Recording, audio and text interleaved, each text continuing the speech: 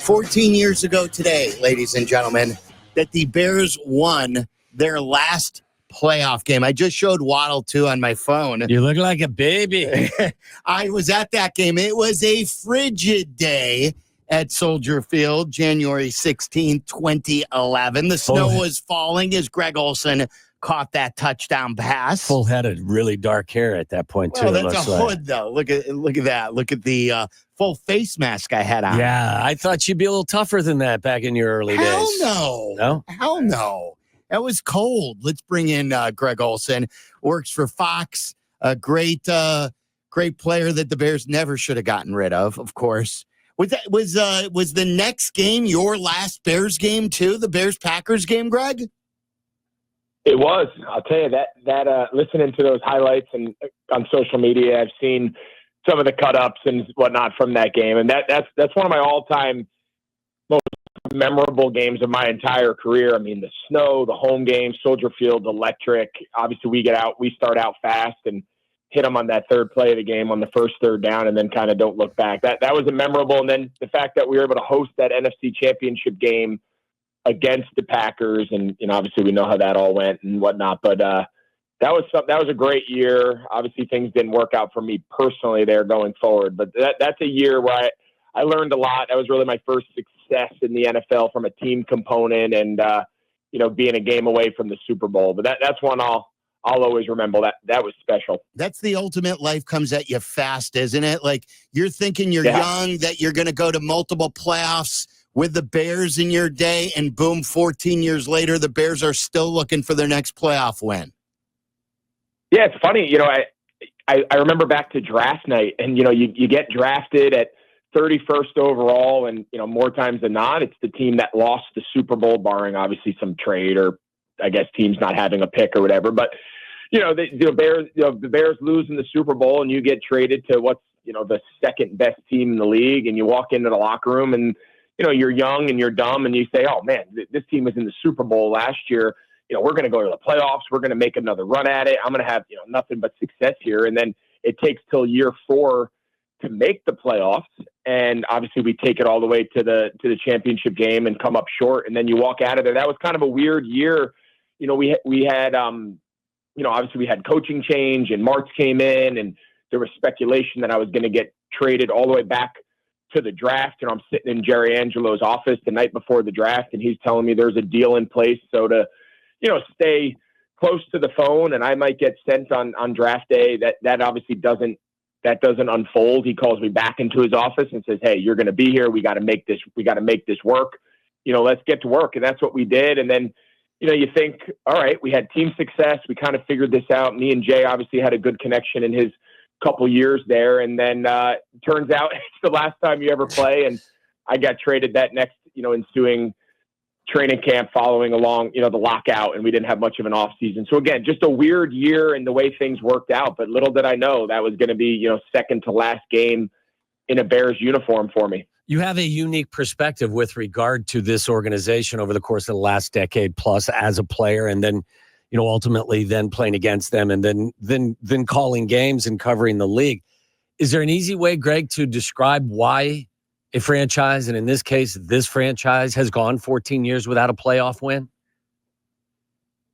Man, that's a great question. And, I think from afar, it's so hard to really speculate, where the misses have been. I mean, there's so many different reasons why an NFL team could have sustained success. And then obviously there's reasons why organizations, have prolonged, I don't want to say failure, because they've had some good moments. They've had playoff appearances. I still say it was either the year after, so it might have been either 11 or 12 before Jay broke his thumb. They were rolling with Brandon Marshall, maybe like 2012 or 13.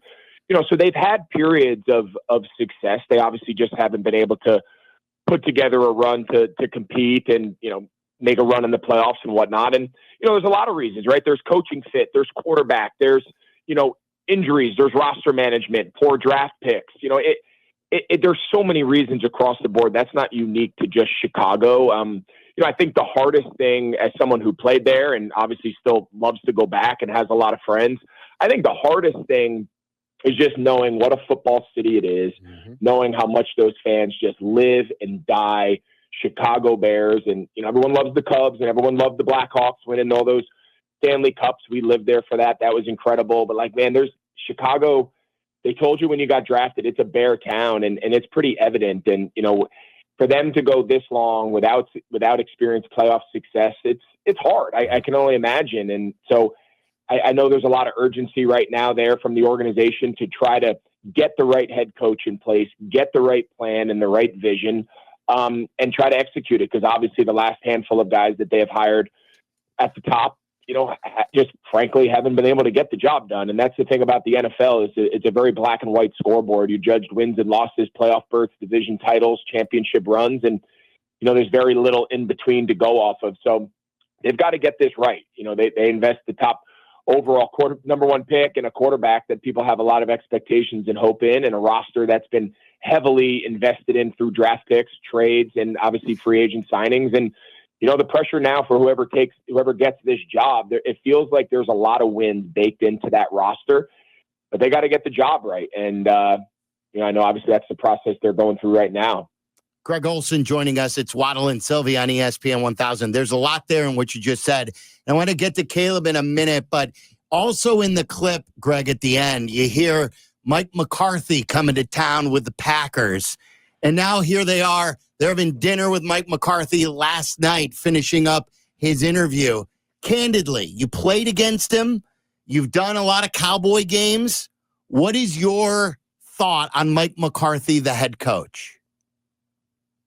I've gotten to spend a lot of time studying Mike McCarthy. Just last year I called, I think 9, including their playoff loss to Green Bay. I think I called 9 or 10 Cowboy games on Fox, and this year probably had another 3 or 4. So I probably for the first time in my life, not just playing against his teams where you kind of study the defense and, you don't spend a lot of time on him as a manager and him as a play caller and him as a leader. You're kind of just worried about playing that one game and moving on. So I've probably spent as much time with Mike McCarthy, talking to him, studying his teams in the last 2 years than I have maybe with any other coach, just from the sheer number of times I've called him. And I actually got a lot of flack from the national media. I called their loss last year in the wild card round at home. They're a 12-win team again for the third year. They host the Green Bay Packers, 2 versus 7. 7 in the new playoff format, had never won a game in the wild card round since going to the extra team. And, Green Bay, pretty much rolls them. And I remember obviously we had the conversation because, the elephant in the room in Dallas was they got to win some playoff games. Mike McCarthy wins 12 a year in the regular season. They got to get over the hump. And I remember making the comment, it's very, you have to be careful before you move on from a guy. You better be really confident in who you can replace him with. And I said at the time, I think people will be surprised if Mike McCarthy is not back with the Cowboys. I think there's going to be a lot of teams that will make a run to hire him. And I think when you look around a league that obviously everyone's chasing the shiny new toy and everybody wants that new kind of can't miss prospect, then there's the other side that just searches for experience, and everything's experience. And what we see is there's a lot of guys with experience that haven't won anything. I think what's unique about Mike is he has won at multiple places. He is an offensive play caller. He has proven to be a quarterback developer. He has, in just his most recent stop before this year, which was an injury riddled, they'd won 12 in a row, 3 games. I mean, there's teams in the league that haven't won 12 games in the last 3 years combined, let alone win 12 games in the regular season 3 years in a row. So I don't blame Chicago for taking him serious.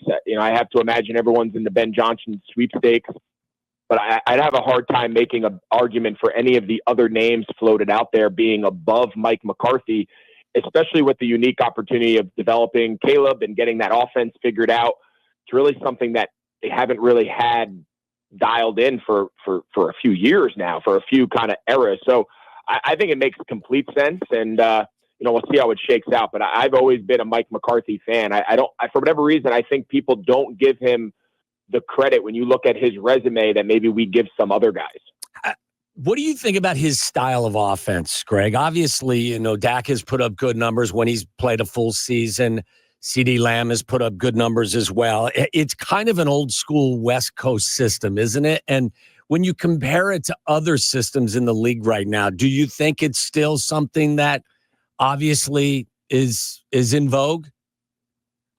It's not my favorite system. I'll be honest. I've been pretty good. If I had a magic wand and someone made me the head coach tomorrow, the system that I would operate would look a little bit different. I'm thinking, I'm looking more at the under center play action stuff, the condensed formations, the pre-snap motions, the McVays, the LaFleurs, the Shanahans. Like, to me, that is the style of offense that so many teams are trying to gravitate to, just because it protects your quarterback, it protects your offensive line. You can really manipulate coverages, and there's a lot of reasons why a lot of the teams, Ben Johnson runs it to a degree. They do a little bit more gun, obviously, because of Goff and his strengths and whatnot. But I think specifically about McCarthy, it's not my favorite offensive system. I'll be completely frank, but it's a system that he's proven can be obviously he's very good. I mean, the last couple of seasons, not only do you win 12 games, but I think he was either 1 or 2 in points scored, offense of production every one of those seasons. Now you peel back some of the layers and you look, obviously it's a high volume of turnover based defense with Dan Quinn and what they were able to do. So again, there's always multiple reasons why teams are successful or not.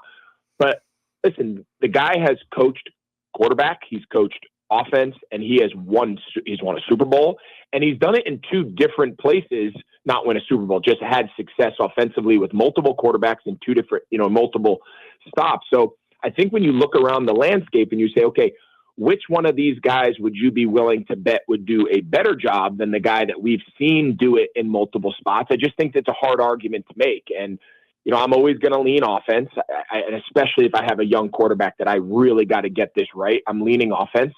And you're going to have to make a really compelling argument to me that one of these other guys out there, albeit very good at what they do, of course,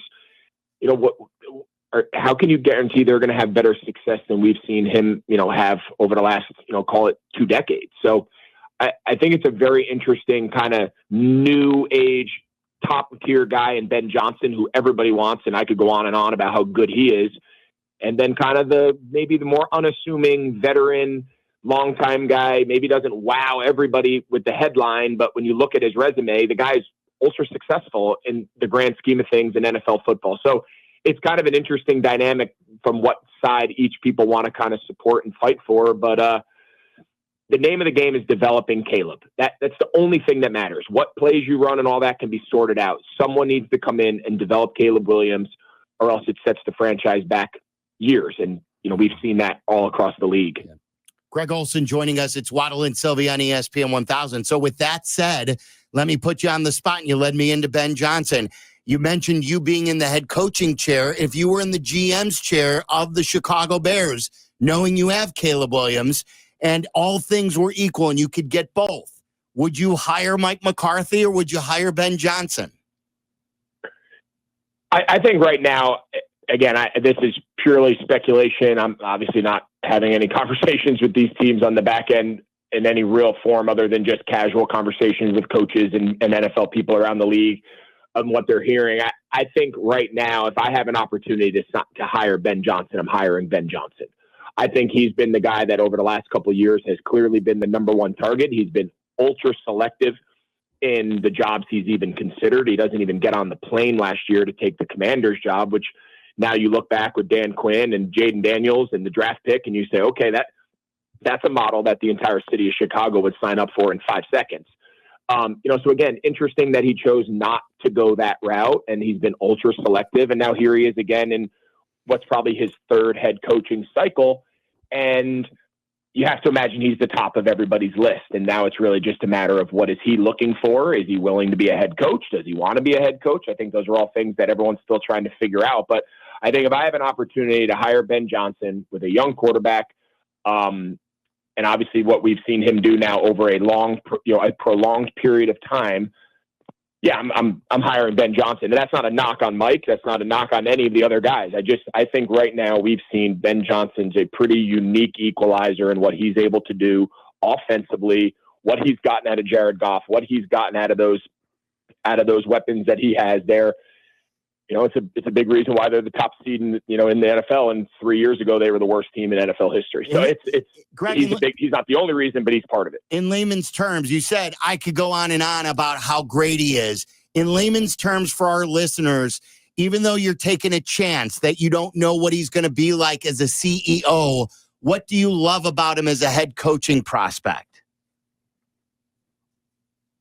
I in my time communicating with him, I've found that he's a very good communicator. He's very clear in what his vision of the offense and the very vision of what he has as a clear plan of each one of his offensive players.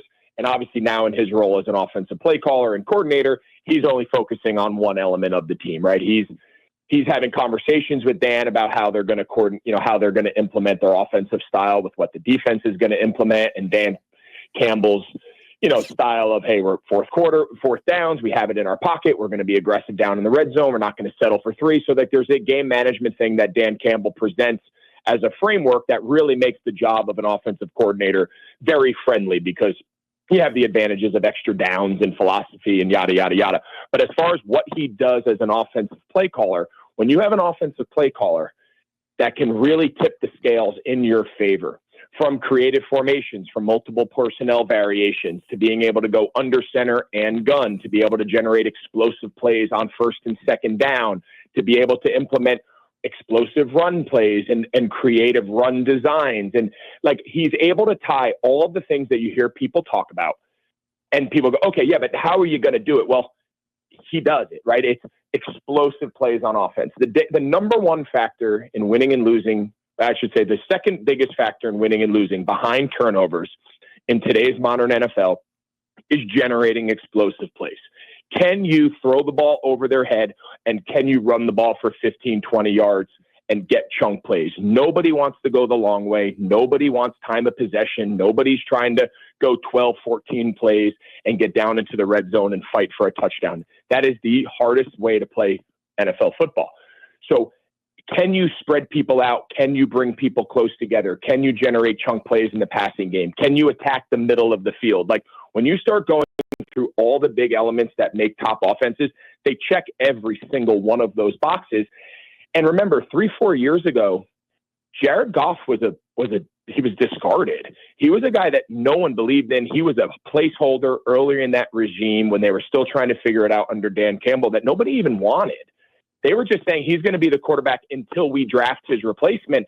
And all he has done has gotten better and better and better, and it's allowed them to build the pieces around him. So that model makes sense to me in Chicago. You already have Rome Odunze. You already have DJ Moore, right? You have Caleb. Okay, there's some pretty good pieces to start there. Continue to improve the offensive line. Get Cole Kmet more involved. You look at what he's done with Laporta. So, you start doing the apples for apples comparison, and you say, okay, can we follow this model and allow our front office to really pour more resources onto the defensive side of the ball and improve our ability to take the ball away? We're going to play with a lot more leads. We got to defend the pass. We got to rush the passer. So again, that's where the whole, the offense sets the tone for how you can build the entire roster. Because when my offense is really good, I don't have to defend the run. I'm going to play with leads. I'm going to take the ball away. I'm going to defend the pass.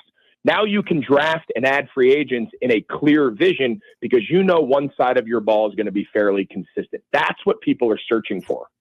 And with all of the creativity that you just talked about that Ben brings to the table, he also brings a commitment to staying committed to running the football.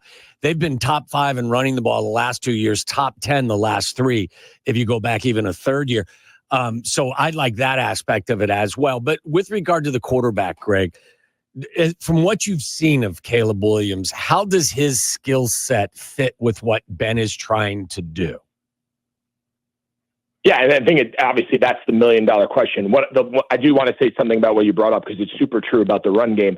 Remember, though, a big reason why they're able to run the ball as often and as well as they do is 2 reasons. They're winning a lot of games. Yeah.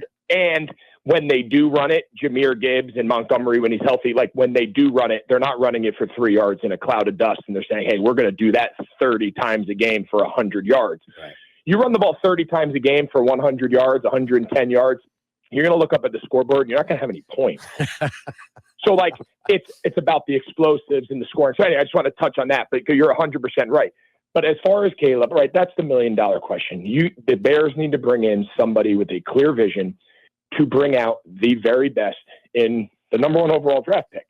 And with that comes expectations. Obviously, the talent is as good as anybody we've seen coming out of college game in a long time. Obviously the off platform, the improvise, the ability to throw on the run. I think what the plan, if I was the coordinator, if I was the head coach coming in, I said, okay, I have Caleb Williams. What am I doing to really grow him as a young player? I think it's pretty clear. I would take what most guys are trying to do with young players. Early downs, I'm putting them under center. We're going play action pass. We're going max protect. We're getting deep layered shots into the secondary. We're trying to throw the ball in really advantageous positions.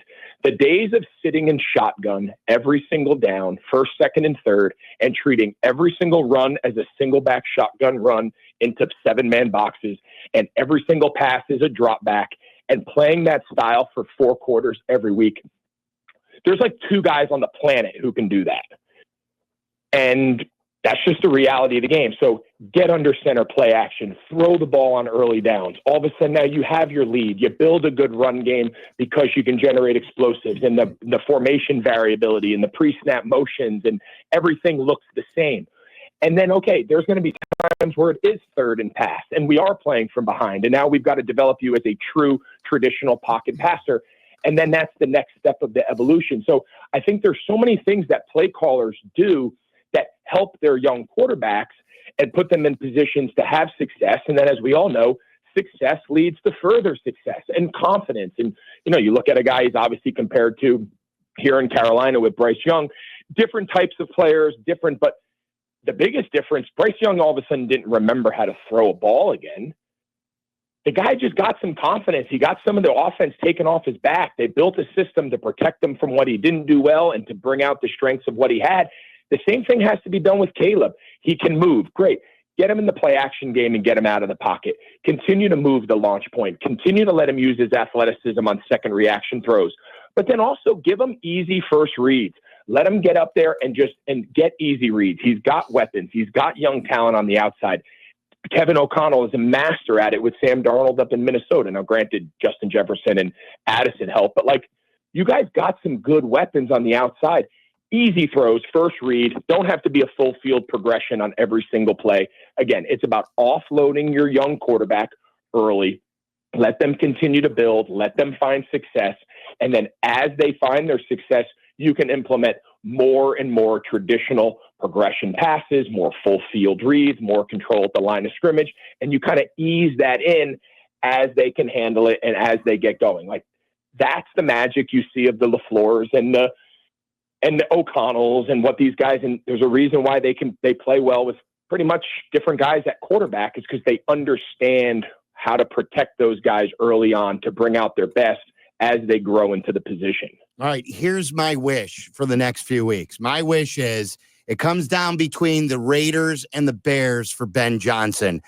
He chooses Caleb Williams and the Bears. They give him the best path and they hire Ben Johnson as their next head coach. The NFL sees that Tom Brady is too active as far as being an owner, but more like a team president. And they say, you can't do this and be an announcer. And so they make him just be in the Raiders front office. And Greg Olsen is vaulted back to the number 1 chair at Fox where he's supposed to be. I like the plan. Oh, I mean, that sounds great, but I actually thought you were going to say after all that the Bears were going to hire me as president of football operations, and I was going to work alongside, and we were going to get this thing back where it belongs. I thought that's what you were going to say. Are you putting your hat in the ring? Because then I'd do that too. Yeah. The McCaskies have my number.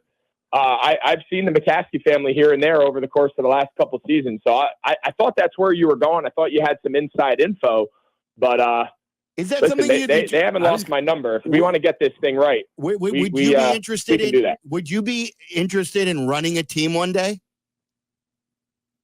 Yeah, I mean, there's no question in my mind that and again, I say all that about McCarthy and experience. And listen, when you have good quality experience, obviously that's super valuable. But as we all know, every year, head coaches, coordinators, position coaches get turned around this NFL cycle, and everyone's hired off experience, and all we see all this time is, then how come all these experienced guys end up having to find new jobs, right? If experience was everything, no one would ever get fired because all these guys have been doing this for a long time. I think sometimes the NFL and these teams need to take a step back and say, okay, is there some fresh ideas out there? Are there Yes. different avenues that we don't consider that we could pull really interesting talent, people who understand building and roster building and culture management and offensive football and modern day philosophy? Like, are there other avenues that we could pull from to find this talent, to coach teams, to manage teams, to, whatever the role is? And I think everyone is so focused on just recycling current coaches that maybe they don't take a step back and say, listen, there's some really players that have had a lot of really interesting success. How about that? So, I think there's other ways and other buckets of talent to pull from. I would consider that. Who wouldn't, right? Obviously, this is a game. This is what I know. This is what I study. This is what I love. Again, I couldn't love calling games anymore. I've learned more football calling games over the last 4 years than maybe I did when I was a player. I've been let behind the curtain of some of the best organizations in the business, and I come away saying, okay, I get why they win. And then there's other teams that I've spent a lot of time with and conversations with, and I come around and I say, they're not even close. So I've had a really unique perspective from this chair about what goes into winning in the NFL, combined with 14 years of playing and being in locker rooms and being on teams in the Super Bowl and being on teams that didn't make the playoffs, and why, and understanding why certain teams took different paths. I think there's a lot of value and experience in that, even though that experience doesn't come necessarily in a quote unquote coaching role or scouting role. I would put my experience in NFL circles up with anybody for the last 20 years. It's interesting, Greg, that you say that, and I completely agree with it. And I find myself getting excited about that thought. The Lions turned the corner for a number of reasons. One of those reasons was they brought Chris Spielman in to get his perspective on what it would take to get that organization pointed in the right direction. And I think, again, from the outside looking in, he's had a great impact on that. I would say if the Bears aren't interested in calling you and asking your opinion, we're just going to take what you've just said over the course of the last 10 minutes and send it up to Hallis Hall. We're bringing it over, and we're saying go knock on Olsen's door. Yeah. Listen, and again, I think Spielman, he didn't get a ton of love when he said, you know what, the guy we need to turn around our future here in Detroit is Dan Campbell, right? I mean, he was the interim head coach for a short time down with the Dolphins. Obviously, he was a position coach. I don't believe he ever was a play call. I know he called the plays the year in Detroit as the head coach when they let go of the original coordinator. I don't know if he actually ever called plays at his previous stops. I could be wrong there. I don't know exactly, but he was always known as, he was the glue guy in the locker room as a player. He was the culture guy. He was everything that he preaches from the podium. And I think everyone kind of, in the days of the X's and O's and the play caller and the fancy kind of savant guru kind of world that we were in for a while, which again has a ton of value. I mean, we see with Shanahan and McVay, and these guys win for a reason. But I think people looked at Dan Campbell and said, what do you know about being the head coach? What's your offensive play call? What teams have you managed games for? And he looked at them and said, I understand locker rooms. I understand people and relationships. I'm going to hire really good people around me, Ben Johnson to call plays and Aaron Glenn to call the defense. And all of a sudden they said, we need a person that understands how to communicate a vision, how to change a culture of below mediocrity for decades, and implement that vision and let everyone rally behind him. And now he's taken, I would argue, probably one of the greatest turnarounds in sports history with what he's done in Detroit. And they went outside the box. That was not a conventional hire, to your point, when Spielman came in to advise the Ford family, and they ended up on Dan Campbell. So again, sometimes the non-conventional routes bear the greatest fruit. And I think sometimes it's a risk. They could have been, if Dan Campbell fizzles out and they don't turn it around there in that second year, they're back to square one and they look like an embarrassment, but it didn't. And sometimes maybe you got to go outside the box a little bit to change things up. Obviously, continuing to just hire established NFL guys over and over, and the new coordinator and the former head coach and this guy, the Bears have done that for 15 years. Yeah. Greg Olsen is our Chris Spielman. Yeah. I'm sold. I tweeted Greg that I need a smoke now, and I don't smoke. Like, this has been outstanding. What great football conference. The way you break things down in layman's terms, too, and just you're able to communicate it in such a way and have great vision. Like you were tweeting last week about these strategies that people still don't understand, coaches on the sidelines. It's really amazing. And when I get home, I'm Gonna sending light up this a up. cigarette? I'm going to light up a cigarette and send this up to Hallis Hall. Yeah, absolutely.